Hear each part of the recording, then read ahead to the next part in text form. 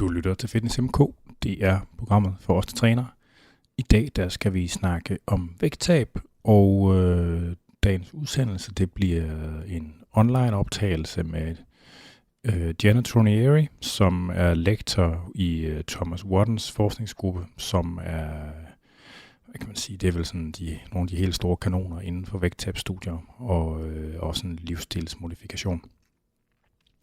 Så i Fitness MK snakker vi om kropskultur og fysiologi og nichesport og meget andet, og selvfølgelig skal vi også snakke om vægttab en gang imellem. Og det er der, vi skal hen nu. Jeg har jo forsøgt oprindeligt at få fat i Thomas Watten selv, da han ligesom er nok måske den største kanon af dem alle, når det kommer til det her med vægttabsstudier med omfattende livsstilsmodifikation og vejledning. Men han har desværre ikke tid, så han har peget på sin kronprinsesse, eller første løjtnant, eller hvad fanden man kalder det, som er Jena Tronieri. Og det foregår altså på engelsk, så det må I bære over med mit håbløse danglish. Og selvfølgelig så havde vi også nogle tekniske problemer. Optagelsen den blev lavet med en tjeneste, der Zencaster, og Zencaster gik selvfølgelig ned, helt ned, mens vi var i gang med at optage, så det blev optaget og i 2 forskellige bidder med 5 dage imellem. Så det må I også finde jer i. Men det blev faktisk en rigtig spændende podcast, hvis jeg selv skal sige det, og Jena havde nogle meget gode og kloge svar på tingene. Så det kommer lige om lidt, men vi skal endnu en gang vide, at man må gerne skrive ind med spørgsmål eller kommentarer, og det er stadigvæk på afn@andersnedergaard.dk eller på programmets Facebook-side eller Instagram. Jeg skal nok få svaret på det hele på et eller andet tidspunkt. Så without further ado, så skal vi videre til Pennsylvania.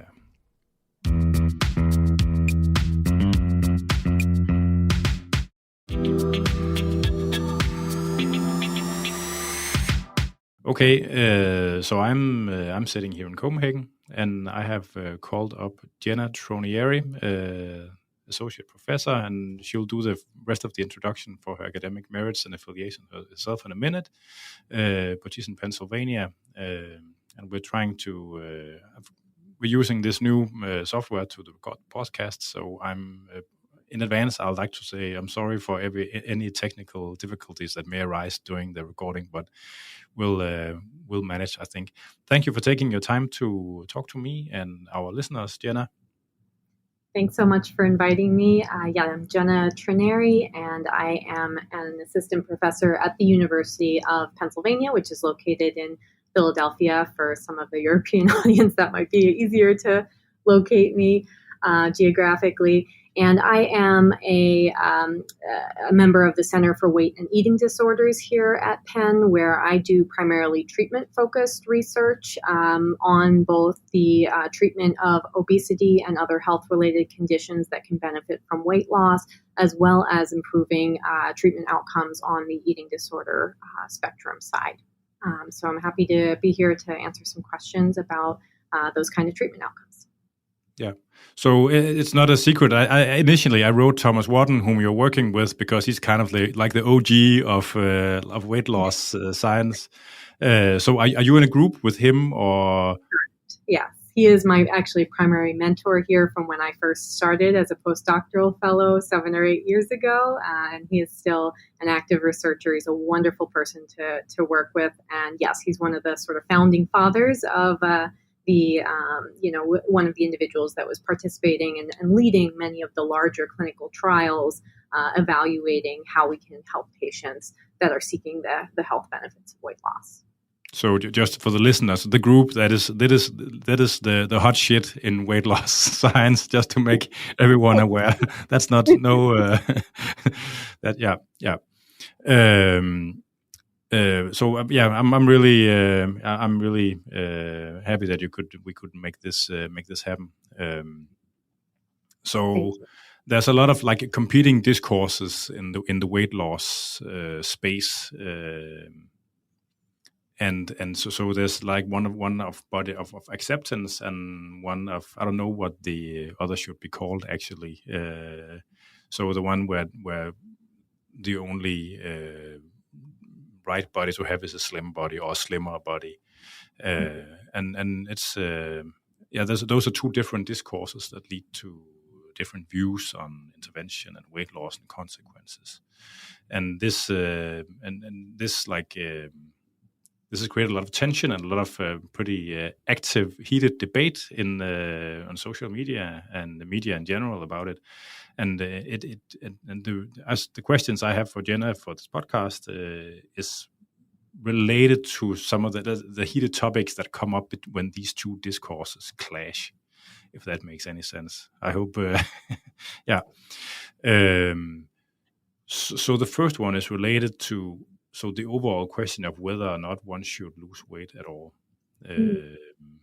and how difficult it is.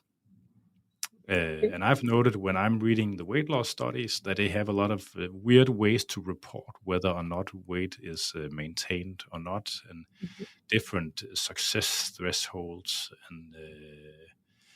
and different follow-up times, but which is of course the most relevant one. Most studies go 1 or 2 years, a handful or two go to 6 years, but after that it's pretty shallow. So the broad question here is, what are the weight loss trajectories during and following weight loss trials? And I think you can talk about that for quite a while, but I think we'll just start there. Do you want to start with the question of should we lose weight, or who should lose weight, or the question of what happens when we do? Because I think we'll get back to those in the ending, actually. That will probably make more sense. So if you start like with the descriptive thing of how does weight loss occur as a statistical phenomenon? Yeah. So I mean, sort of what you were referring to, I'm going to pull first from some of our larger clinical trials in describing this. And that means that when, providing some of this information, I'm talking about people that are participating in structured weight loss programs where they're not just, saying, getting hey, you should lose some weight from a doctor, but actually are receiving counseling support, usually on a fairly intensive basis of weekly to bi-weekly, especially in the first 6 months to a year. And the outcomes from those kind of programs are on average much better than when individuals try to lose weight, quote unquote, on their own. So just when we're looking at those types of structured programs, and there are some commercial programs that follow this too. Yep. So those would be like considered state-of-the-art interventions. Correct.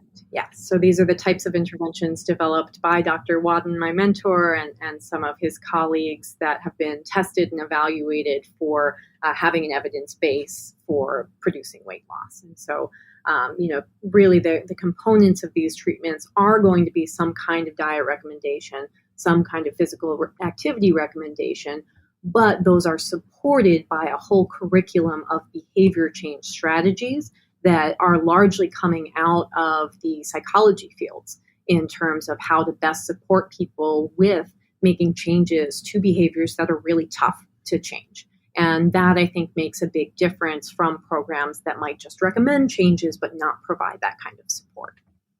Yeah. So how how are the statistics? Yeah.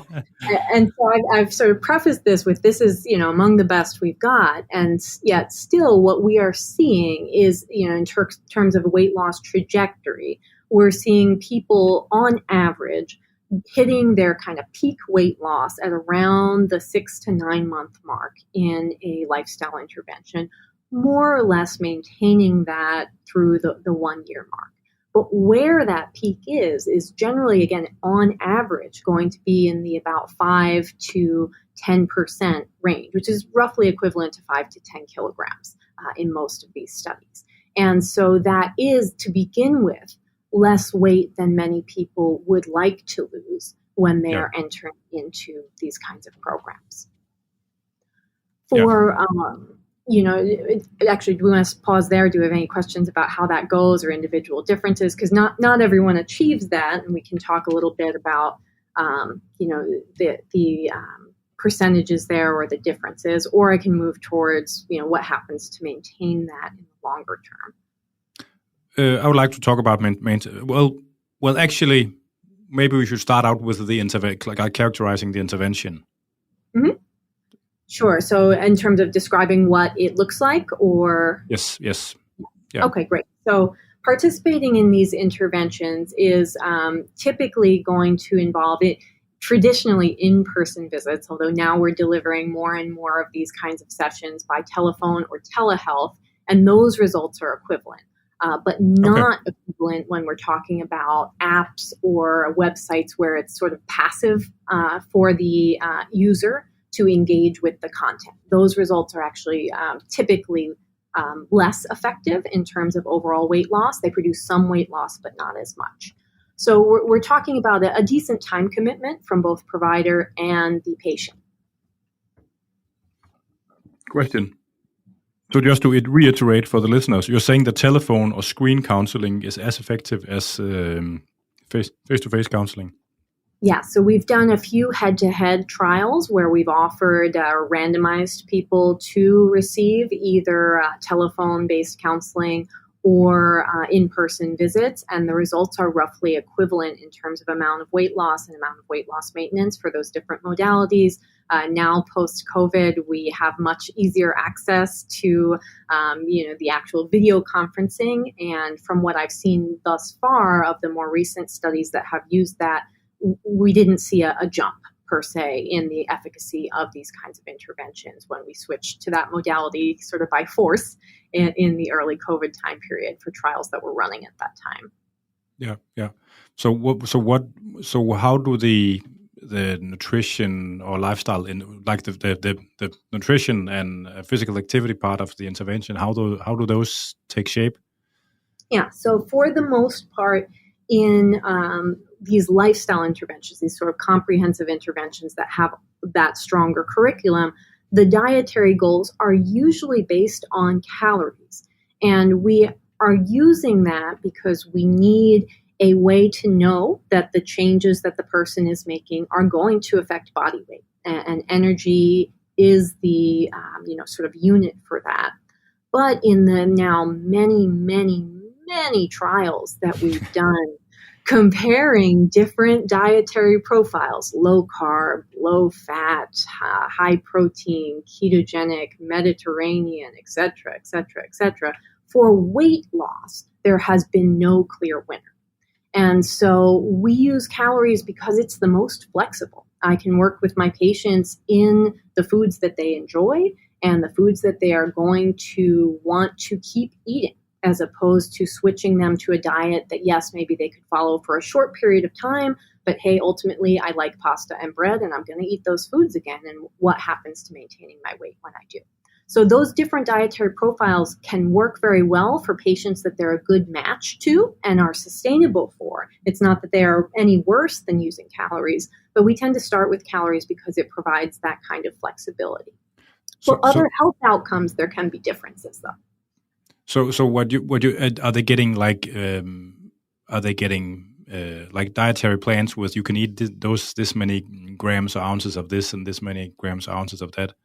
In most of these programs, no. We usually are going to prescribe a calorie target that is about a 500 to 750 kilocalorie per day energy deficit for the person. Yep. Usually what that translates to is 12 to 1,500 calories for individuals, especially females, that are below a weight of 250 pounds. And then we're going to use a higher range, for example, 1,500 to 1,800 calories for individuals above that weight, and that would be about 116, I believe, kilograms. And so we're going to use a higher range for those individuals, as well as sometimes studies will split it by sex, where males get a higher calorie goal. But we're using then tracking or food records to determine the person's calorie intake and help them to meet those goals. Okay. But we don't typically, we might provide suggestions for different meal plans that would help them to meet their targets. So giving them some ideas of foods that would fit in those goals and provide a sort of well-rounded nutrition profile. But most of these kinds of programs have not prescribed a strict diet plan where, say, Monday you eat this, Tuesday you eat that. They are done more flexibly typically. Occasionally, they're supplemented by the use of what we call meal replacements, which can be either shakes or portion-controlled entrees that people are using to substitute either some or the majority of their meals, usually for a concrete period of time, not usually indefinitely using those meal replacements, at least not throughout the day. So some of those programs are incorporated into this kind of lifestyle modification treatment, usually for a concrete period of time.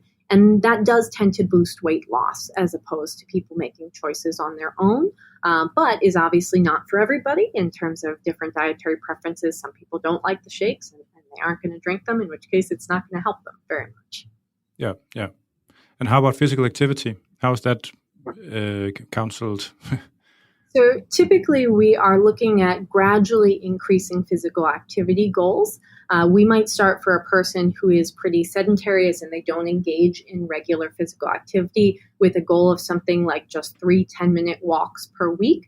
So we're really just moving them up a little bit to something that's feasible and also not going to be physically challenging for them. I'm sure from your background, you know that if you go from no exercise to trying to do, 60 minutes a day every day, you might be able to pull it off for a week, but man, is your body going to hurt afterwards and it's going to become aversive. So we really want to increase goals very gradually for the patients that do not, that are not active at the beginning of the study. Usually by month 6, we have goals in the 180 to 225 minute per week range. So that's roughly equivalent to 30 to 45 minutes on about 5 days a week. So we're going to bump up every two weeks about for the majority of the program until people are reaching higher and higher activity goals per day. So that corresponds to like the FDA recommendations or something like that? Yeah. With some programs requiring or recommending even higher goals for weight loss maintenance of 300 minutes per week. Okay. Yeah. So the counseling outside of like nutrition and physical activity, I guess that includes also like eating speed and like mindful eating to some degree or so, or is that correct? Yeah, we do have those strategies incorporated in some programs. I think more the foundations that we're going to use on the behavior treatment side, one is just the self-monitoring itself, which increases awareness. In as much as, yes, you need to monitor to meet your goals, it also brings to your attention that you're making eating choices, things that you might otherwise kind of forget that you grabbed a piece of chocolate here are now becoming more deliberate decisions because you know that you have to write them down. And so that is an awareness exercise in and of itself. And we'll work from those food records to help patients make changes. Then we're going to use some, environmental strategies, I guess I would call them, in what in psychology we might call stimulus control. Essentially, if you've got big bags of, snack foods of your choice stored in your home, you're going to be more likely to eat those foods more often, less likely to know how much you're eating at a time than if you sort of purchase single servings. So we don't want to give people the message that certain foods are bad. That's not the way we approach this. But higher calorie foods in large quantities in the home is a risk for overeating. And so when you're choosing to have those foods, how can we do it in a way that's not going to have them sort of calling your name at other times when you weren't intending to have them? Yeah. I think that covers like the basics of like of intervention designs. Yes. So as for the trajectories, what I would really like to see for those studies with many participants is like having fractals by 10%, see how people do. But I think I've only seen that for like ever for 1 or 2 studies or something like that. But obviously, having done so many, you would know how those graphs would look like. So now I'm asking you. Yeah. So there are 2 things happening, and the data that are out there for this are going to come from our 2 largest trials of these lifestyle interventions. Those were called the Diabetes Prevention Program and Look Ahead, Action for Health and Diabetes. And so those are particularly large studies where they were enrolling patients in the level of thousands versus hundreds in many of our other weight loss studies, which is one of the reasons we don't see that breakdown as nicely in those smaller programs, but have it here. So when we've looked in those larger trials at different weight trajectories, one thing that we noticed very clearly and has borne out in smaller studies as well is that early weight loss, even in the first month, is strongly associated with total weight loss in the program, including 8 years later. They've done that analysis, right? So the weight you lose in just month 1 of the program when you're getting started is going to very strongly predict, more strongly than really any other factor, how much weight you're going to lose in total and how much weight you're going to maintain over the long term. In terms of sort of that, roughly 1 year mark, which I'm saying, 6 months to a year is where we're going to get to peak weight loss, we have about a third, so around 30 to 40% of our patients who do not achieve in these programs what we would consider to be a clinically meaningful weight loss. We usually put that threshold at 5% or about 5 kilograms from their initial starting weight. And that is where we start to see significant improvements in a number of health-related outcomes. There are smaller improvements in some health outcomes with smaller weight losses, but that's sort of a good threshold for who's going to get some of those other benefits that might be what we're really targeting here. So we have to begin with some people that don't respond to these treatments. So how many percent did you say again? That's going to be about 30 to 40%. Depending on the program, that do not get to what we consider to be that threshold of 5% weight loss. So they don't achieve it to begin with? Won't achieve it to begin with. So we're not even at the regain yet. We're going there. No. Yeah.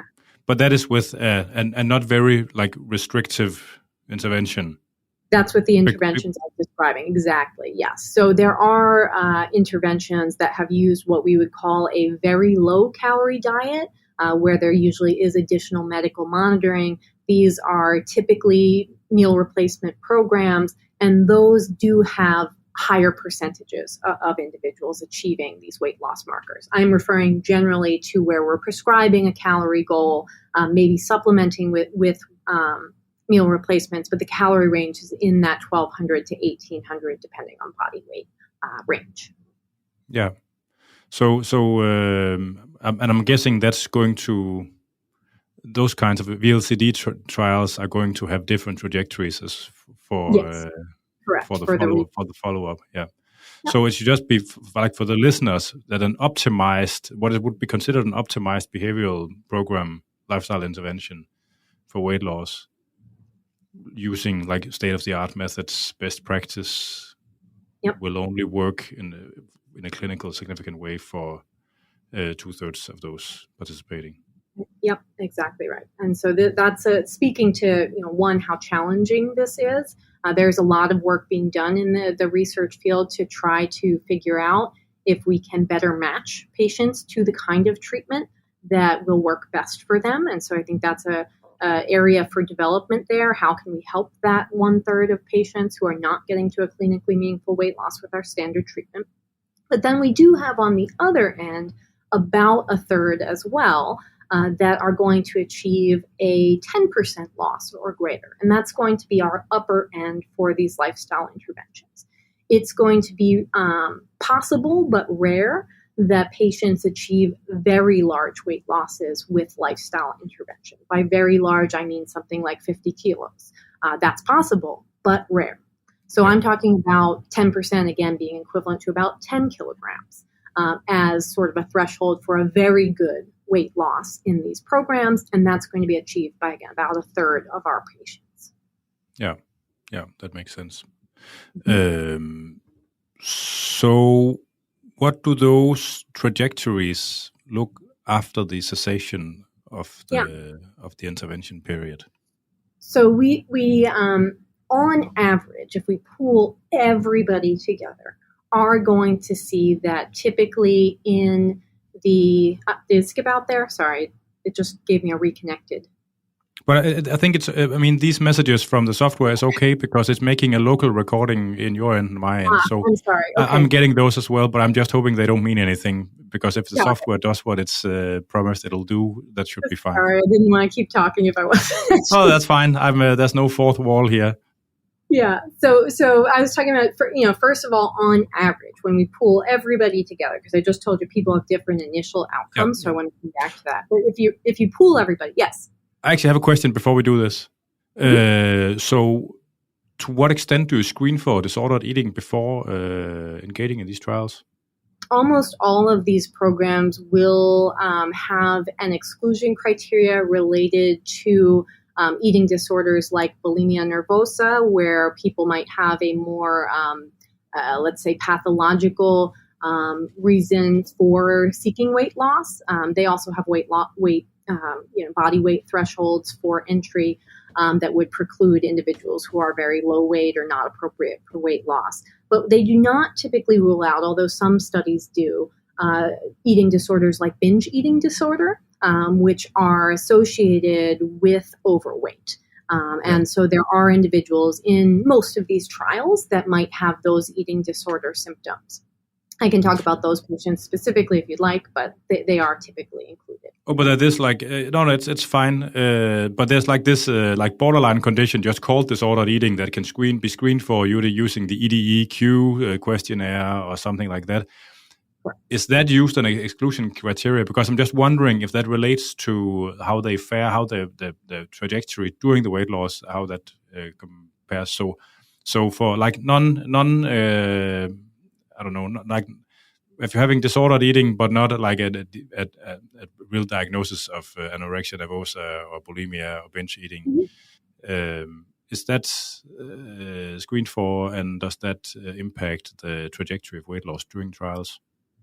Yeah, the screening process is a little different per trial, but generally is going to involve some collection of information about eating-related symptoms that would be of concern for enrolling someone in a weight loss program, but would not rule out people that, for example, place a lot of importance on their weight and shape as a source of self-evaluation. Some of those kinds of features that we see in the eating disorder profile would not be excluded from these kinds of studies. Similarly, individuals that might have, say, what we would colloquially call emotional eating, right? So overeating in response to feelings, typically not excluded in these kinds of studies, as well as I said, the actual formal diagnosis of binge eating, which does often come with significant weight and shape-related concerns. There just isn't extreme weight loss behavior that goes with that. It's really on the extreme weight loss behavior end where we have exclusions or concern with enrolling someone in a weight loss program. Yeah. So is this degree of eating behavior, autonomy, or whatever we should call it, is that related to how people fare? Is that related to those that third that doesn't do well? I would say the answer is not strongly. They haven't looked at this in a lot of studies, but typically some of these eating-related measures, including measures of factors like what we call dietary restraint, or how generally restrictive or cautious someone is about their eating at the start of treatment, do have a small relationship to total weight loss in some studies, but no relationship. A small negative. No, actually, more dietary restraint, more weight loss. Okay. If you're going to see it, but it's not it's not something where I'd say, yeah, we've got it. We found the factor that separates people that are going to do well versus not. It's a small effect. It might give some people a benefit, but it's not enough that I would say we need to build into our programs diagnostically as a factor we consider. Okay. So, and I stopped you when we were about to talk about the trajectories after the trials. So how does that look? Yeah, so on average for the whole pool of participants, you're going to see from that sort of 1 year mark where we're still roughly at our peak weight loss, an average annual regain of really 25% to 30% of the initial weight loss per year, such that over the course of especially the first year after a weight loss program, with then it's sort of tapering or slowing down in terms of how much weight is regained. But still, patients are regaining weight on average through about the 3 to 5 year mark. Typically, again, on average, we're seeing patients that do maintain a weight that is below their starting weight, but not by nearly as much as when we first ended treatment. So maybe a total weight loss, in comparison to a placebo or control group of 2 to 4 kilograms, as opposed to the initial 5 to 10 kilograms, being maintained at the 4+ year range. So that would pretty closely correspond to 4% as well, right? Yes, exactly. Because these guys are on average a little.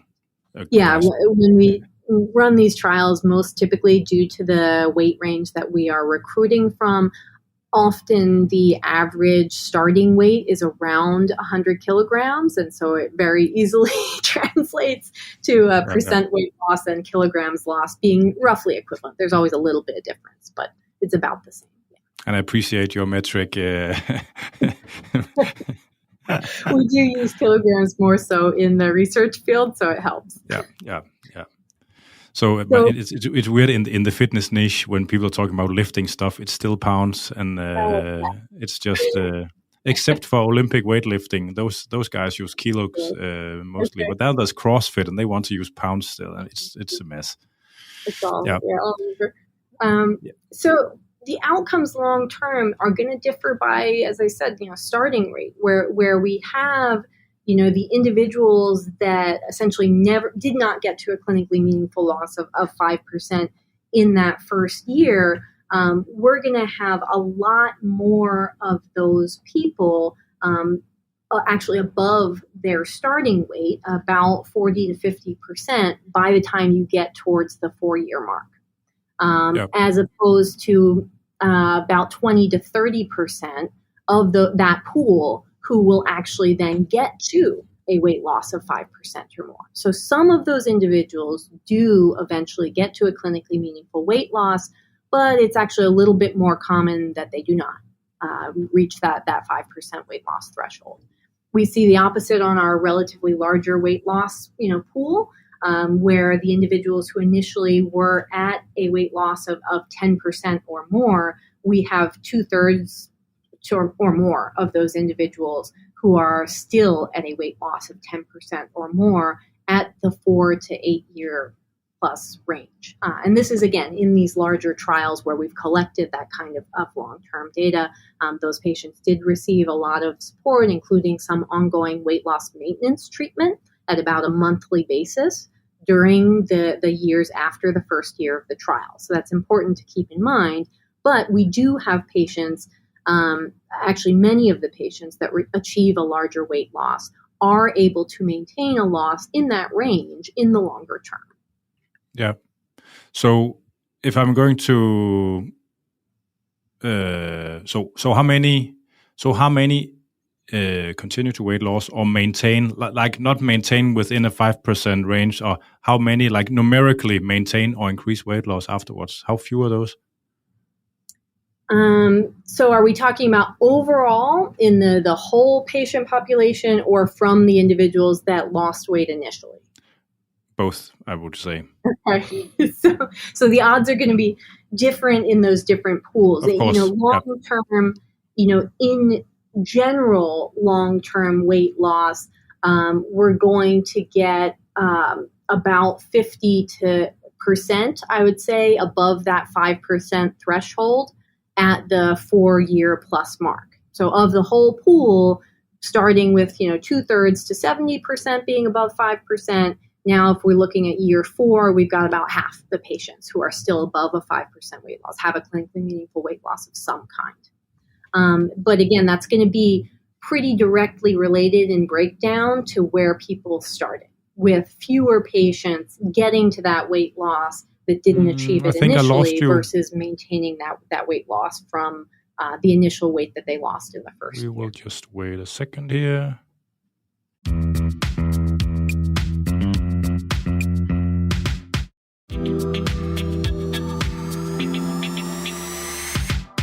So, as I alluded to in the beginning, although I did test this software we used for the recording before, of course, we had the misfortune of of the service crashing on us. So we had to stop the recording the last time, and this is now some days later, and we're picking up from where we left. I'm sorry to the listeners for the inconvenience, and welcome back to you, Jena. I'm so happy that you could take another session to talk with me again. Thanks. I'm glad to be able to finish our conversation. So where we left off, I had just asked you, in these weight loss trials, how many numerically maintain their weight loss or increase weight loss. And you gave an answer, and I'd like to force it a little more because you're still talking about within the 5%. The clinically meaningful weight loss of 5%.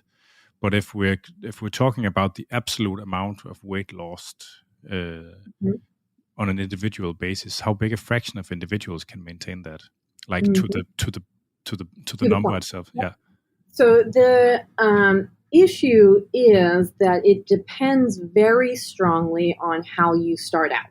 Yeah. So if we think about individuals that didn't ever get to that 5% threshold, they've lost, minimal weight in the course of the initial weight loss period of treatment. Those individuals are pretty unlikely, although it's not impossible, to get to a clinically meaningful weight loss later. So about 70% of those individuals are still going to be under a weight loss of 5% or even above their starting weight when we look at 4 years later, 10 years later, those long-term outcomes.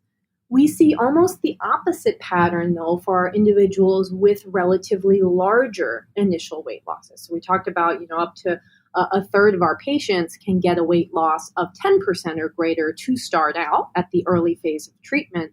And when we look at those individuals, about 70% are maintaining a weight loss above 5%, with about 40%, 42% in look ahead, for example, being still above 10% for their total weight loss. So when you're looking at those groups and you're saying, okay, what can I tell this person who's about to start a weight loss program about how likely it is that they're going to have a significant weight loss a lot of years later, it really is going to depend on whether or not this is a good fit for them initially to help them to lose weight. Yeah. So I guess that's kind of the critical question. What is a good fit? Mm-hmm. That is one of the areas of my research for good reason. I think it's really difficult to tell at an individual level or predict how someone is going to do in a weight loss program, other than, as we said, early weight loss in the program being the strongest predictor for that reason. We will see actually a little bit, larger average regain with the larger weight losers. I know that's kind of counterintuitive, but they essentially have more space to regain. On average, you might say that, someone that lost above 10 kilos is going to regain across the course of, on average, this is not our percentiles anymore, across the course of 4 or 8 years, say maybe 5 kilos. Right? But someone that only lost 3 kilos to begin with, well, they don't even have 5 kilos to regain, right? So the regain amount might be smaller in that group, but their end point, where they end up at year 4, where they end up at year 10, et cetera, is still much better in terms of overall weight loss amount if they had the larger loss initially. Yeah. So the reason I have some questions concerning individualized or individualizing weight loss, interventions. But the reason I'm asking for this, for the fraction that maintains or increases weight loss, is that in the public discourse, there are some numbers floating around about how many can expect to regain weight after weight loss, ranging from 30 to 99, depending on which side of your fence you're on. And I know that you're reluctant to give this that kind of number due to the differences. Availability of data, really. If I had an exact number, but it varies by study, and like I said, it does kind of depend on how you define, your starting point, right?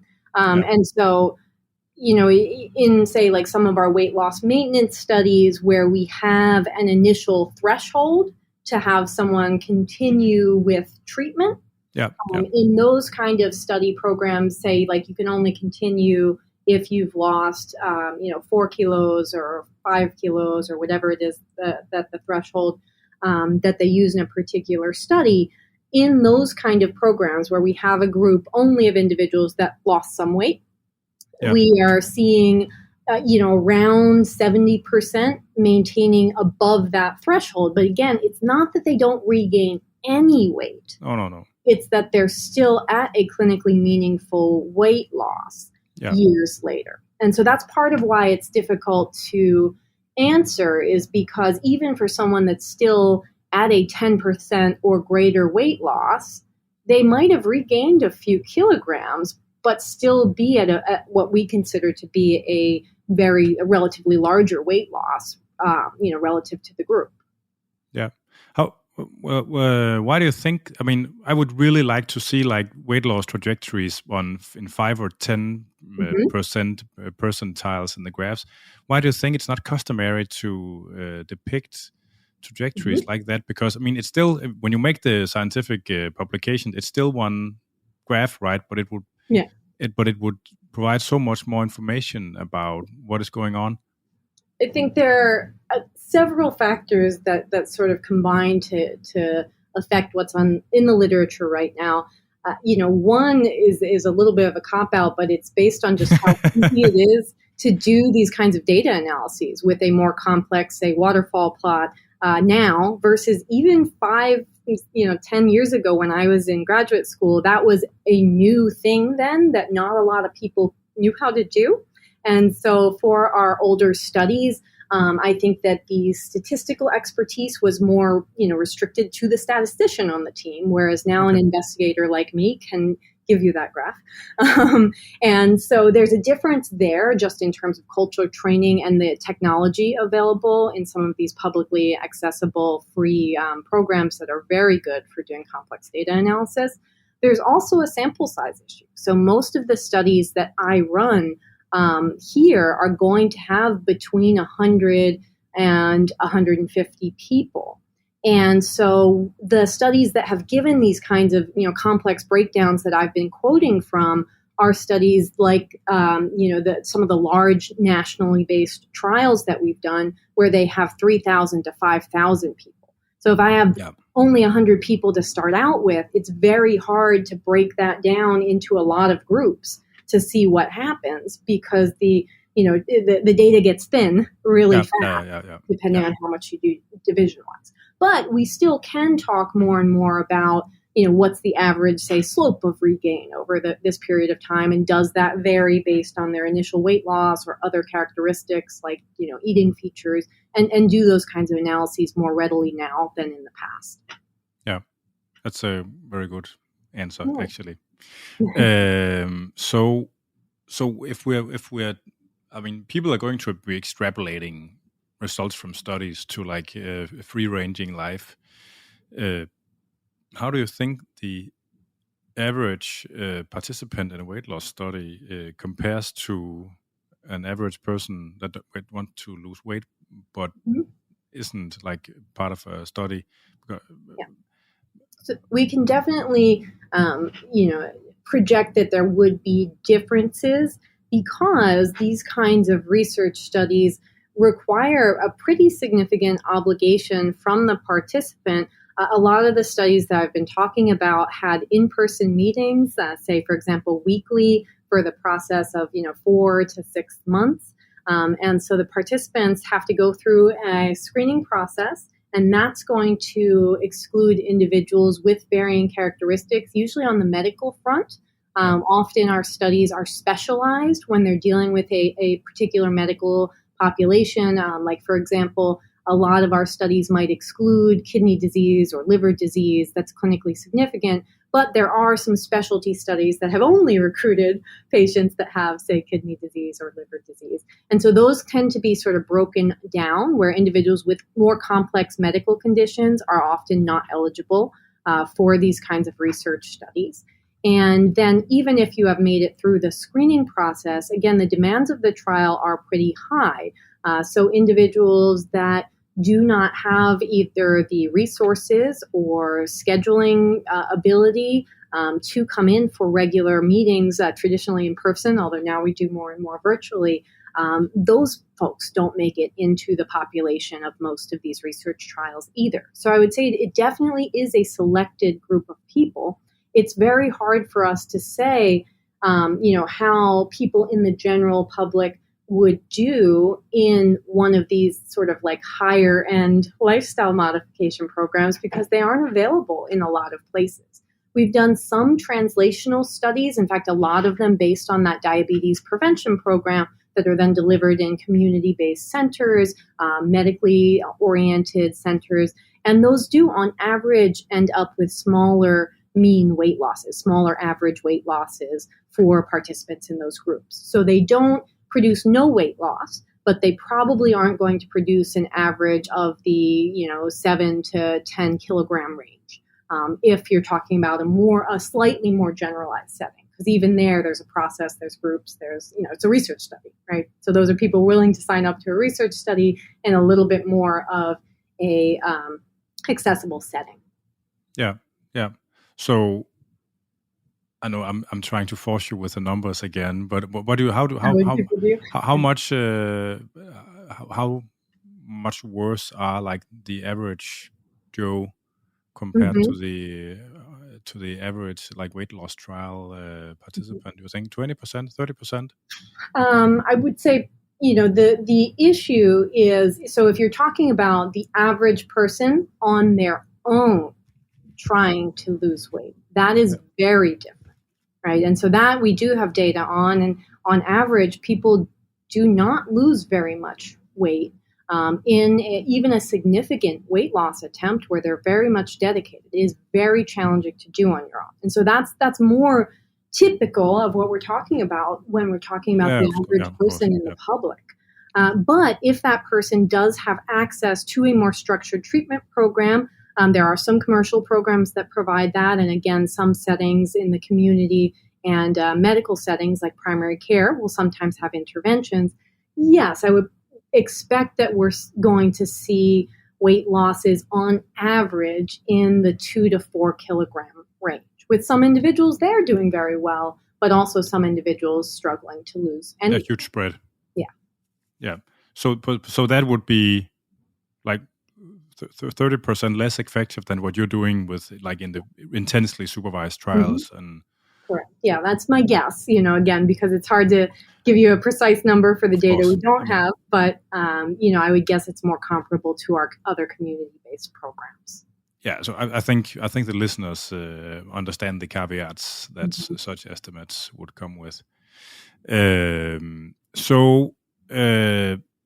Considering, like, the trials they're doing at your department is kind of using like what would be a state-of-the-art or best practice or whatever.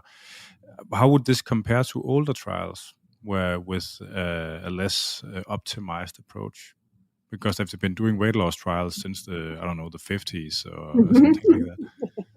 Yeah, so I think that the biggest determination that we can see program-wise is going to be in some of those structure of treatment, questions where programs that really are only providing, say, a dietary recommendation, right? So like, let's say in this study, we're going to compare a low-carb diet to a low-fat diet, but I'm not really providing that kind of structured behavioral treatment of the lifestyle modification programs we've been talking about. I'm just telling people to eat different diets and maybe doing a little bit of some visits with a nutritionist, something like that along the way. Those also typically are producing smaller average weight losses without the support of those regular sessions. I believe the average in the last analysis of this, which was only a small set of the many studies out there at this point, I believe the average difference was also around 2 to 3 kilograms less for studies that do not provide that kind of structured behavioral treatment that we're doing here, and instead are sort of like the more eat this, not that based counseling. So if I'm trying to force a number out of you again, if I may, with all the appropriate caveats, I'm guessing those could still be effective for the initial weight loss, but it would be the weight regain that would be a bigger challenge those when you compare them. No, actually both. They have smaller initial weight losses, and it's sort of subject to the same effect of, because the weight losses are smaller to begin with, the ultimate value that they would have, a year plus after treatment is relative to that smaller initial weight loss going to be higher in terms of, or I guess lower amount of weight loss on average in the long term than when you're looking at these more structured behavioral programs. Okay. So if you compare a lifestyle modification program that consists of a diet plan saying you can eat this and you can't eat that and in those amounts, and you should walk for 60 minutes every day or whatever it is, compared to a comprehensive lifestyle modification with if we have to translate this to some kind of real life, how much better would it? How much of a difference does this comprehensive lifestyle counseling? How much better does it get? What is the impact? Yeah, so I think versus counseling, but that's diet only and non-behavioral in nature, we're looking at a 2 to 3 kilogram difference. So that's, again, putting those programs on average in the 2 to 4 kilogram total weight loss range. For programs that are physical activity only, that's actually going to be even smaller. So if you're not counseling people to change their diet at all and are trying to induce weight loss based on physical activity alone, the total average weight loss, and again, there is individual variability for all of these figures I'm quoting, but the total average weight loss tends to be quite small, only about 1 kilogram, sometimes 2 on average, after long periods of time trying to lose weight via physical activity. So the prescription matters a little bit in terms of what you're doing. Is it weight loss? Is it eating focus? Is it physical activity focus? Is it no support at all, right? Because we do have, the general person going to their primary doctor whose doctor says, hey, I really think you should lose some weight. And even if that doctor can have a really good conversation with the patient about ways to do that, which a lot of doctors do not know how to do, still, it's a one-time deal. And with a one-time counseling visit, you are not going to see a significant amount of weight loss for the average person. The regular meeting aspect also is important, even if it's sort of nutrition only. I believe that it would enhance the outcomes. So you said an average of 2 to 4 kilos without the comprehensive lifestyle modification. Most of the time, yeah.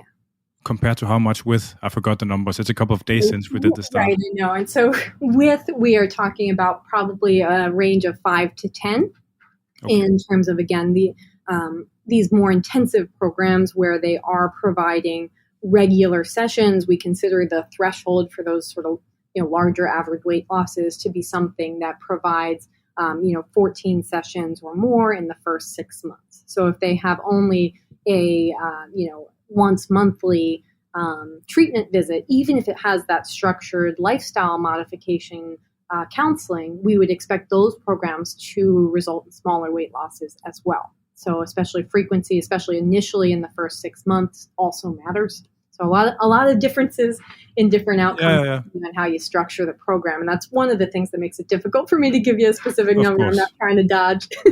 But you said in the intense, the comprehensive lifestyle, you said 14 sessions in half a year, right? Mm-hmm. Yeah. So that's bi-weekly. Yeah. So that's sort of the minimum threshold we sort of think about for getting to those larger weight losses. So would it make a difference if it was weekly compared to bi-weekly? Or is it saturated at that point, do you think? Yeah, there was only one study to look at that specifically. These results I've been quoting actually did have programs that provided weekly sessions, the Look Ahead study and the diabetes prevention program for the first 6 months. But there's only one study I know of off the top of my head that actually randomized people to something that was around biweekly versus weekly versus a less intensive arm. And they did not find differences, especially in the long term, for having those more sessions. So we do, in fact, think that there is saturation and that biweekly treatment might be sufficient for most people to get to a nice average weight. Interesting. So in our previous session, you described how your dietary intervention was based on a form of calorie monitoring restriction, and I get that for the purpose of making it comparable and all that stuff. But how about I know that this whole thing about dietary restriction is a complicated matter in a lot of way, and there's some other behavioral modification methods for reducing caloric intake. For example, using satiety index, which has a good theoretical framework, but very little, as far as I can tell, practical studies where it is fully implemented. How do you think that would fare? If you're talking about weight loss without monitoring anything, so the approaches that they've looked at in terms of more, just mindful eating, things like that, is that the category we're talking about? Oh, but it was but with satiety index would be selection restriction. Sorry? Is that based on their understanding of hunger and fullness? Yeah. Mm-hmm. Okay. Or it could also be portion size, eating speed, and that kind of stuff. Mm-hmm. So if you're doing a behavioral modification without the calorie counting in itself, how much of the effect do you think that would remove? Or could it still be effective? A lot would be my guess. So I think that, again, and I'm doing a review of these kind of studies. There are literally hundreds. Almost all of them, but not all of them, have used a calorie goal of some kind. There are other types of prescriptions that work equally well. So instead of calories, I'm using carbs, I'm following a Mediterranean diet, I'm doing any one of the many, many diet plans that are out there. They work equally well to the extent that there is a prescription for diet changes, and that prescription is consistent with choices that are going to ultimately be reducing the person's calorie intake. So even if someone's not using calories per se, but is following a plan that actually does that, yes, they're going to lose a very similar amount of weight. Where we don't see as good of a weight loss typically is when there's no prescription. And that can sometimes be even in motivational interviewing programs where I'm going to just sort of work with the person based on their self-selected dietary goals. A lot of people don't know what goals affect body weight. A lot of the patients that I talk to tell me things like, I'm doing a great job. I reduced my sodium intake. Why am I not losing weight? Well, sodium intake, other than some minor fluctuations in fluid, is not going to produce significant weight loss. And people have difficulty on their own identifying how to set goals that are ultimately going to produce a consistent weight loss if there's no foundation in terms of an eating plan prescribed either individually or as a sort of broad, everyone's going to do this and we're going to see how it works for you. So in the example, for example, when you're talking about Mediterranean weight loss trials with Mediterranean diets, have the participants been provided meal plans for meal composition, but not for amounts, or have they had full portion weight limits, or how was the restriction imposed, or is it simply from food stuff selection, or? You can think of a lot of those programs are more around the idea of selection, right? And so you can think about if you are eating a diet that is rich in fruits, vegetables, and lean proteins, has some quote unquote healthier fats, etc., from olive oil, etc. That's going to still be a relatively lower calorie diet. Often there are meal plans provided as suggestions, but a lot of these programs do not prescribe at the level of on Monday you're going to eat this and on Tuesday you're going to eat that. It's more to help people put together healthy meals and learn how to cook and prepare those in ways that are going to be tasteful, but still consistent with the dietary plan. So in principle, it's enough if the nutritionist or nutrition counselor knows the caloric content, but not the participant, him or herself.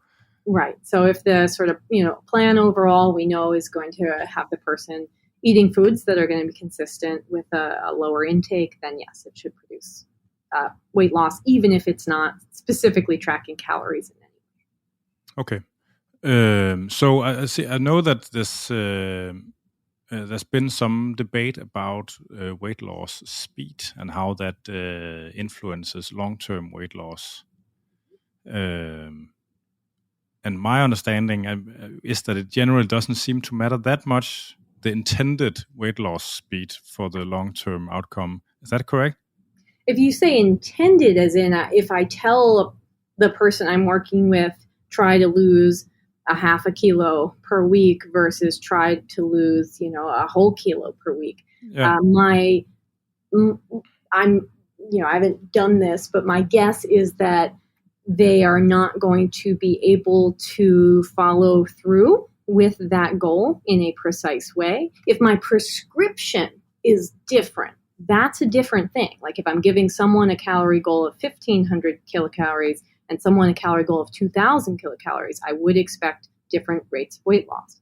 But here, if I'm just telling people different weight loss goals, the problem is that body weight is not directly controllable. If we could do that, we wouldn't need any of it. Right? But if we say 1,000 versus 1,500 calories or whatever, and we see what do those people look like 3 years later, or I think the reason it's a point in the it's something that's come up a number of times in the Danish public debate around weight loss. And you're probably familiar with Arne Astrup. He's a pretty. He's a pretty big shot in like that part of the literature, and he's had an opinion about it. And obviously, it was derived from a lot of the weight loss studies, where the one that shed the most weight earlier, also the one that has lost the most weight later on, and that has been used like as a stepping stone for saying that greater initial weight losses are good, which is kind of a fourth point, I would say, or there's some epistemological problems to saying that. And there are very, very few trials that actually randomize subjects to a fast or slow intervention and then see what happens afterwards. I think they can be counted on one hand. And I can't remember them totally, but from what I remember, it's not a very clear picture that comes out. Yeah, so where we have most studies in this kind of a research question is, for better or for worse, in really through the late 80s to 90s, they did a number of what are called very low calorie diet programs. And so those are programs, additionally, they used to typically have more medical monitoring because they're on a very lower calorie range, where people are usually using meal replacements like shakes. And they're doing so in a way that is not just hitting our normal calorie targets, but hitting a much lower target, usually 500 to 800 calories a day, which is much lower than you would prescribe in a typical outpatient program these days. And we, as a field, do not run those studies very frequently anymore, do not run those programs very frequently anymore. Not the use of meal replacements in general. So that is still used. We can talk about why we might do that. But on the very low calorie end, because there was more rapid weight regain on average for individuals after a program like that, such that by a year plus after the program had ended, those weight loss outcomes were not differential from the outcomes of individuals that were prescribed the more traditional range of 1,200 to 1,500 calories a day. So the extra medical monitoring, extra difficulty for the patient is really not warranted past a certain threshold. No. But it's not true throughout the whole continuum. I think that we do see that if someone is following essentially a very modest calorie goal, they will not achieve very much weight loss, and that ultimately that does matter to long-term outcomes. And so if someone is setting a calorie goal that's much higher than is recommended in that sort of 12 to 1800, depending on body weight, et cetera, range, I actually wouldn't be as confident that we would get equivalent outcomes in the long term for individuals that achieve different rates of early weight loss through different, dietary adherence, essentially. So I think there might be it's hard to say based on how these studies have been done. There are definitely not many of them, but I think there might be a threshold there as well, right? So if we're bringing down body weight initially sort of beyond what is physiologically easy to sustain, and we're doing that through this very, intensive restrictive period, that's not going to be maintained well. No. Now that we're bordering on the subject, I would like your opinion on this whole intermittent fasting thing as well. I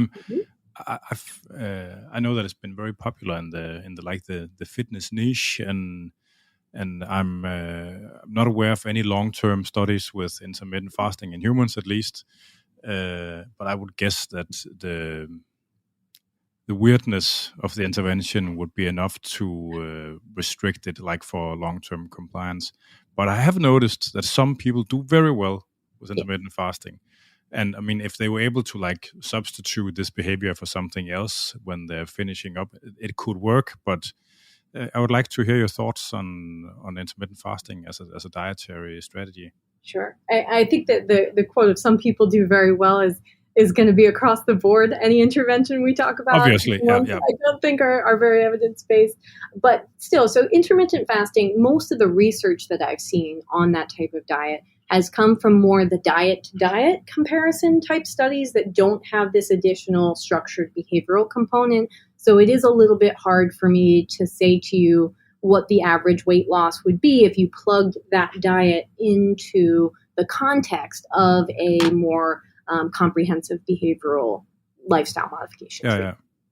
But with that aside, it seems to me that the results are fairly equivalent to an equivalent consistent calorie restriction goal. So if sort of the average that you get from those quote unquote fasting days and feast days is going to be around the average that you get from a slightly more moderate calorie goal every day, people lose fairly equivalent initial amounts of weight.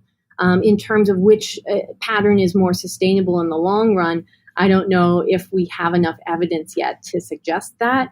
On an individual basis, kind of like you were saying yourself, I have worked with patients that even if it wasn't my dietary prescription, used that kind of a plan to hit a certain average by week rather than by day, and did very well with sustaining that if it fit their lifestyle. I go out on weekends a lot of the time. It's going to be really hard for me to hit 1,500 calories those days, but what I can do is sort of limit that to 2,000 and be a little bit closer to 1,200 during the weekdays, and that really works for me. So modified versions of that, on an individual patient basis, I've seen carried out in the long term. I don't know what the long-term average effect would be in the literature, because as you're saying, I just haven't seen an intermittent fasting study followed. I mean, there are a few of them at 1 year, let alone 2 or 3 or 4 or 8. So I don't know in the long term how successful people would be with keeping that up. No. So in order to achieve like weight loss, there has to be some kind of caloric restriction. And as we talked about before, it can be achieved in some settings with what is at least perceived as an ad libitum intervention. Mm-hmm. Or with like a caloric restriction approach. Do you think that separation between those two styles of achieving the restriction, do you think that matters as far as maintenance or weight regain goes? Yeah. What we see is that on average, it does not, right? So when we do prescribe different diets, in the short term, they often are relatively equivalent, and in the long term, they certainly are. But again, on an individual basis, and that's coming back to the idea of sort of matching, that is a direction that I'm very interested in this research, but we can't do well yet, is that some people might, in fact, do better individually with one diet plan or the other because they find it easier to sustain. It's more consistent with what they like to eat and foods that they're going to continue to eat. And in that sense, for an individual, sure, there might be a difference. So it's not like there are never differences. I'm just saying that when we average together a pool of randomly assigned people that weren't sort of picked for a reason, we get equivalent results. If we could better detect what's going to lead a person to do better with prescription A versus prescription B, with this kind of counseling versus that kind of counseling, with adding a weight loss medication or other treatment, we would be doing a lot better with average results. And that is, I think, a primary goal of the field right now. But it has been very difficult to do thus far in terms of predicting in advance who's going to do better with which treatment. Yeah, I think you handed me a beautiful segue into the next question, which would be like where we are with individualized prescription for weight loss. Yeah, I think that it is something that a lot of people in my field would like to be able to do. Personalized medicine is sort of big across the... There's a lot of fluff there. Yeah, exactly. That is a big buzzword term, and we would like to be able to do it on the weight loss side as much as they are trying to do that in other areas of medicine. But as we were talking about, a lot of the studies that we have make it pretty difficult to then apply later what we learn was associated in a usually very small effect with weight loss in one trial. And so there definitely are studies that are ongoing and or newer where they have either tried to assign people with a certain characteristic differentially to different kinds of treatment. What kind of characteristics? So you see some things, well, sometimes the actually most common studies, although they don't usually think of it this way, are for binge eating itself. But for example, there's a study I know of that used emotional eating to recruit people to determine if acceptance-based treatment on the behavioral treatment counseling end, if using more of an acceptance and mindfulness-based method would be better than standard behavioral treatment in that group. And that was a follow-up study from a correlational study saying, oh, look, we got better results in our ACT group versus our standard group for people that had those kind of emotional higher scores on depression, etc. But when they then randomized those people specifically for that purpose, they didn't find a differential. Ouch. So it's difficult, right? Yeah. Because again, usually, even though it's statistically significant, and as a researcher, you're excited because you get your result published more easily, it doesn't mean that it's such a defining feature. And I think probably what's happening is that there is no feature that will speak to how we can match everyone to a treatment.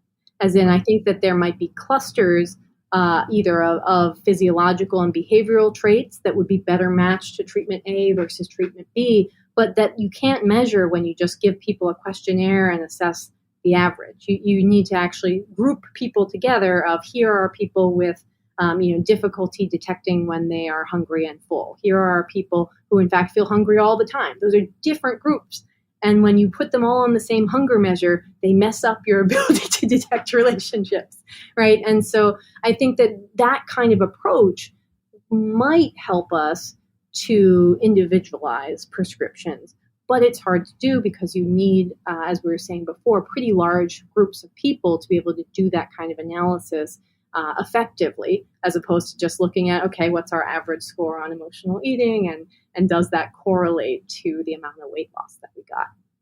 Yeah. What do you think about the, back to Arne Astrup here from Copenhagen again? So he's been pretty vocal about people with prediabetes or type 2 diabetes seeming to do better on carbohydrate restricted diets, which seems, as far as I can tell, fairly robust, because and they even have some mechanistic stuff that seem to imply that their satiety mechanisms for like registering carbohydrates intake is broken somehow, and so it makes a lot of sense. What is your opinion on that line of thought? Yeah. So I think that one good caveat that I probably should have inserted earlier is that a lot of what I've been saying about diet type doesn't make a difference is relevant to weight loss and for the average person. There absolutely are dietary differences in its effects on specific medical conditions and specific aspects of health. So when you're talking about blood glucose control generally, that's for weight loss. Diabetes specifically, yes. So, but they're even independent of weight loss. We are going to see, some studies have also shown that there are better outcomes for glucose control with a low carb diet in those populations, right? Yeah. And that's often a primary health target for those kinds of patients. I don't know that I'm convinced yet that there is a weight loss difference, even in patients with diabetes for the low carb prescription versus other dietary prescriptions that have been used. I actually haven't seen what I would consider to be a lot of studies that, or there are none that I can think of off the top of my head that delivered a lifestyle modification program with support and one of those prescriptions in a diabetic population or a population with prediabetes and got differential results. So I don't know if in that literature, in these bigger comprehensive studies, we see a difference. It's not that one can't be perhaps detected, or maybe when they're prescribed in an outpatient setting where you're just telling people in a sort of one-time or low-intensity counseling basis, as many of those diet-to-diet studies do, there maybe you're seeing differential effects that could be attributable to a lot of things. The effect on diabetes specifically, or relationship between carbohydrates and glucose, or adherence, or any number of other factors that might make that differential. But I'm not sure would be my answer. I'm not sold on the idea that a particular diet is going to produce more weight loss. Again, health outcomes, yes. Weight loss, there have been so many studies. So if Bill Gates started the American Weight Loss Foundation and wanted to hire you for like a huge individualized weight loss protocol, I mean, if you were at least, I understand that you're saying it's very hard to do individualized counseling, and we don't know a lot. But if you were to try to pick something to use for individualization, what would it be? I'm totally accepting that you're saying it's hard from the conventional scientific standpoint. But if we allow ourselves to go a little more hypothetical, what would the options be? I think that you're looking at a condition that is physiologically regulated, right? So there are components there that have been difficult to look at, that in an opportunity like that, you might want to try to evaluate in terms of different hormone levels, for example, that are associated with appetite.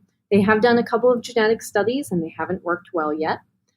In terms of behavioral features, you're, again, usually you're sort of layering behavior onto that physiology, right? So if I have someone, like I was talking about before, with more difficulty sensing hunger and fullness, that may in fact be a hormonal source to that, right? So it's not something they're actively doing, and that affects their, say, portion control, right?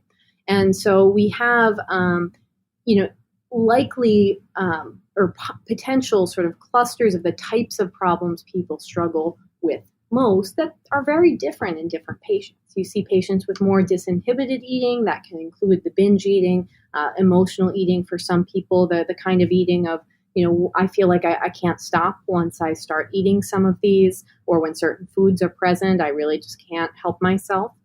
So that feeling of more compulsive type eating. You have, again, difficulty detecting, hunger, fullness. You have difficulty with feeling hungry a lot of the time. You have then the food reward component, right? So some people love food. I mean, everybody loves food to an extent, but some people like it is like one of the number one pleasurable activities for them. And that's, again, a different profile. It's a different presentation. And what they struggle with when I'm working with them as individuals in treatment is different. And I think that if we could assess some of those characteristics in a context where we're providing a couple of different treatments, because right now we don't know who's going to match better with what. I have some theoretical ideas, but we haven't tested any of them out yet.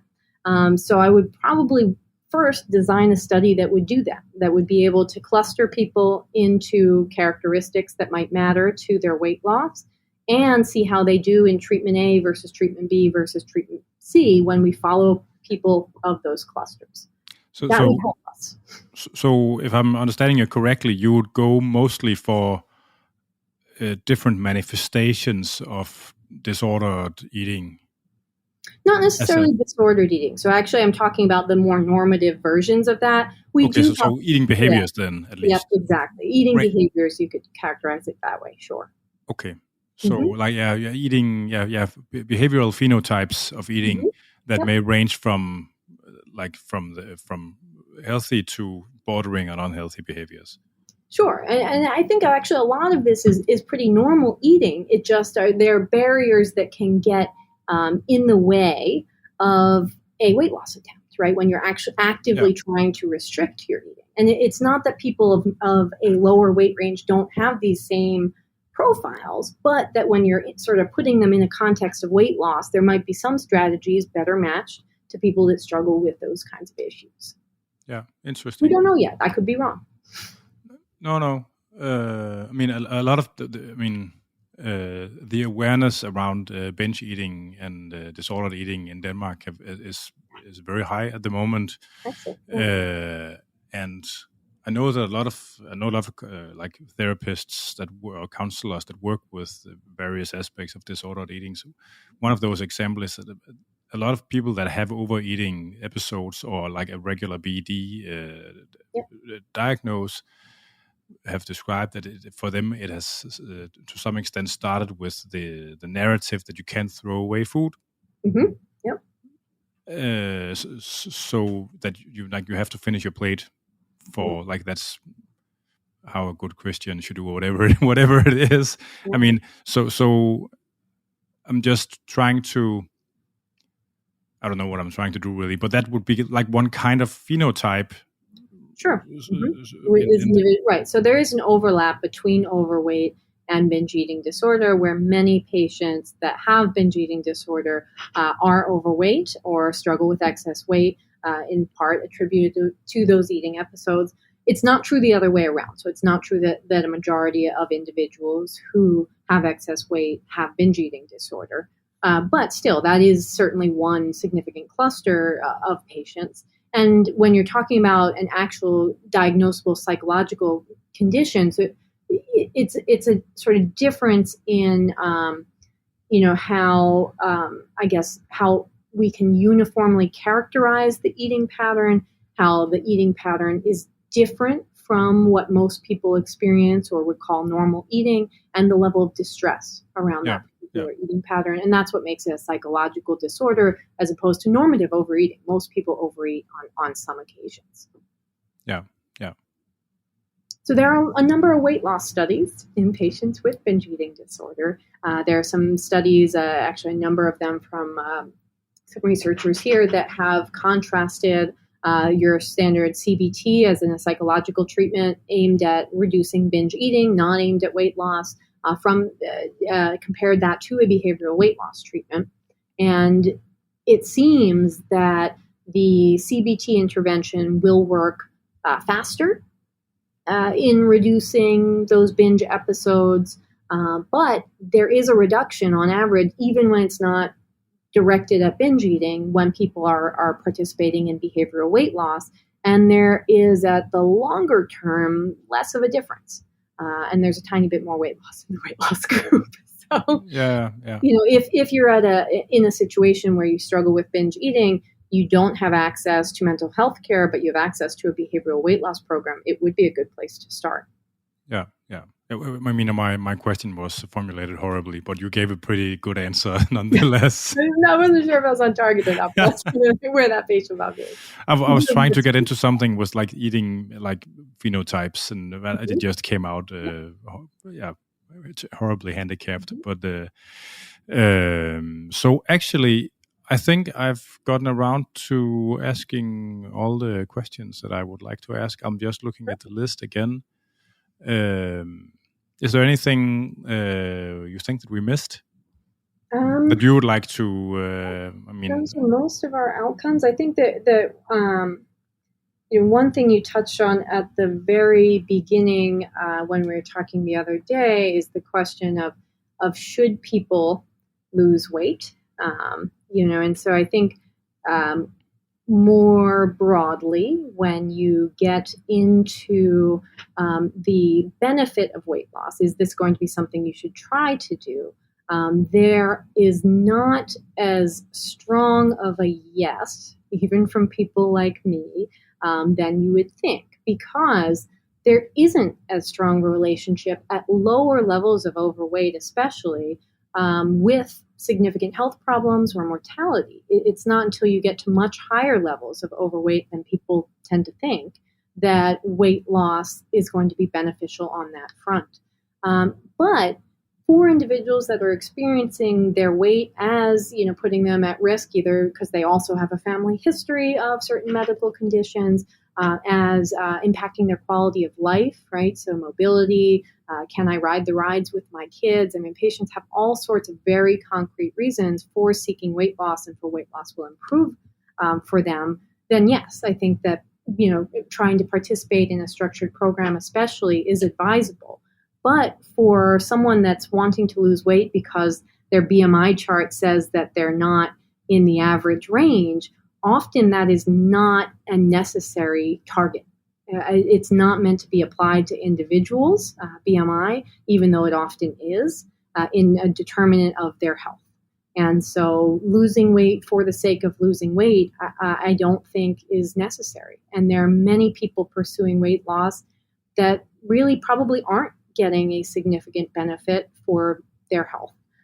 But they've been told over and over that it's unhealthy to be overweight at all. And so it's what you should do. And I think that that's where the message gets complicated. There's a lot of stigma around having a larger body size. It's just not as unhealthful as it has been made out to be for everyone, when applied to the individual especially. Yeah, and as a person with a background more in the sports science department, I think it's important to also point out that it seems to be higher fitness levels can compensate for the associated unhealthiness with being overweight. Definitely. Even to very high BMIs, actually. Mm-hmm. But of course, people that are very heavy have a lot of more barriers to having very high fitness levels. But that's again where it gets into a mobility issue, yes. Yeah. But as you're saying, like the physical activity, while I knocked it earlier for weight loss, really important to a lot of health outcomes, regardless of body weight. And so that's definitely important. A final question came to me now that we're finishing up. Considering that the new weight loss drugs like Saxenda, Ozempic, all those appetite suppressants that seem to be able to suppress appetite with very, very little adverse effects. And now the first generation of these drugs are out, and I know the second and third generations that are already in clinical trial that hint at promise of even larger weight losses. I mean, we may be looking at drugs that can provide 20 to 30% weight loss only from appetite reduction, and with a very beneficial adverse effect profile within the next 10 to 20 years. Are you fearing losing your job anytime? No, I was actually about to tell you that I have to have one caveat here before I answer any questions about that, and that's that I have an industry-funded grant from Novo Nordisk that's evaluated. So for transparency's sake, please take any of my opinions, in that context. But I think that no, because look, these weight loss medications can make a huge, huge difference to people that have struggled with their weight for years. It can be just like, oh my goodness, like I started taking this and it, now it's not so difficult. It's been so difficult for me to make these changes. But they do come with significant side effects. They're not appropriate for everyone. And I don't think that the best solution to overweight, which is affecting the majority of the population at these stages, is to medicate everybody. No, I totally agree. So I'm just being the devil's advocate. Yeah. But they can be a great treatment to consider for individuals that could benefit from a larger weight loss and where the risk-benefit profile suggests that they would be helpful. Yeah, what I think is going to be really interesting is what's going to happen when the patents run out for these drugs and we're going to see generic versions. How that is going to be handled by the various like medical services throughout the world. In the U.S., phentermine is the most widely prescribed weight loss medication because it was approved by the FDA in 1959. It's the only one that can be prescribed as such as a generic. So the cost differential is huge because most insurance coverers in the United States do not provide coverage for any weight loss treatments, including these anti-obesity medications. But that's a different mechanism than the modern ones, Saxenda or Ozempic and all that. Different specific mechanism in that it's a stimulant, essentially. Yeah. However, the ultimate subjective effect is still through appetite, right? So it's still effective. It's going to be really interesting to see what happens in the next 10 or 15 years on that front. Absolutely. Yeah. So now I think I got all the questions asked. It has been a pleasure talking to you. You had some very thorough and thought out answers. Really appreciated you taking your time twice to talk to me and the listeners at the Fitness MK. So in order for us to finish up, I have to ask you for the full name and affiliation and where we can follow you and your department's work if you would like to. Yep. I'm Jena Tronieri. I am at the University of Pennsylvania. I'm an assistant professor, specifically in the Department of Psychiatry. Our center is the Center for Weight and Eating Disorders, and you can find us online. I am the Director of Clinical Services here, and I can be reached by essentially my name, Jena.Tronieri. Try to spell it. You're not going to. penmedicine.upenn.edu. You can look online if you're interested in our research programs or want to contact any of our faculty.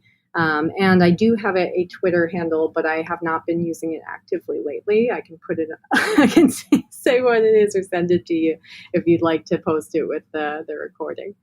Twitter is not as big a thing in Denmark for some good reason. Okay. No. I mean, Danes are much more Facebook people than Twitter people. Gotcha. So, I mean, Twitter's only a thing with scientists and journalists, mostly. It was actually my mentors that recommended that I get an account. I didn't have one for social reasons. Oh, yeah. Yeah. Well, thank you very much. I'm just going to stop the recording now and say probably goodbye afterwards. But thank you very much. Thanks so much for inviting me. Og det var Jena Tronieri med Weight Loss Science. Du har lyttet til Fitness MK, og jeg hedder Anders Nedergaard. Du kan lytte med til den her og de andre episoder af Fitness MK på stream og podcast. Du kan streame dem fra andersnedergaard.dk eller fra vores host Omni, og du kan podcasten fra alle de store podcasttjenester. Jeg skal endnu en gang sige, at de gamle afsnit fra Radio 24/7-tiden, de findes stadigvæk online, men de er ikke længere på dem, og nu ligger de på den nye 24/7-app, hvor de altså ligger i et separat feed fra den podcast, du har hørt her. De ligger der, man behøver ikke betale for dem, man kan godt komme til at høre dem. Hvis ikke du kan finde dem, så skriv, så skal jeg nok sende linket til dig.